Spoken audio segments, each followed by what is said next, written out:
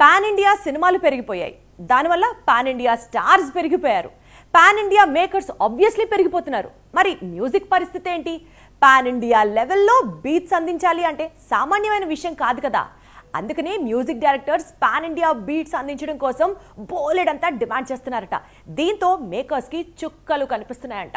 Pan India హీరోలు అంటే 100 కోట్ల రెమ్యునరేషన్ ఇవ్వాల్సిందే. ఇక దర్శకులు కూడా 50 కోట్లకు పైగానే పారితోషికం అందుకుంటున్నారు.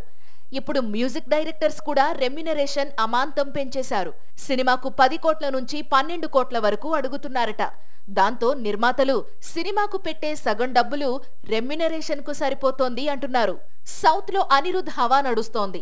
అందుకే అనిరుద్ సినిమాకు 12 కోట్ల రెమ్యునరేషన్ తీసుకుంటున్నాడు.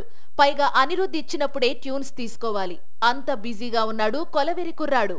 అనిరుద్ సినిమాకు 12 కోట్ల రెమ్యునరేషన్ తీసుకుంటుండటంతో మిగతా సంగీత దర్శకులు కూడా ఇప్పుడు పారితోషికం పెంచేశారట. ముఖ్యంగా ఆస్కార్ విన్నర్ రెహమాన్ ఇప్పుడు మూవీకి 10 కోట్లు డిమాండ్ చేస్తున్నాడట. ఇక తెలుగు మ్యూజిక్ డైరెక్టర్ దేవిశ్రీ ప్రసాద్ కూడా మూవీకి 8 నుంచి 10 కోట్ల రెమ్యునరేషన్ అడుగుతున్నాడట.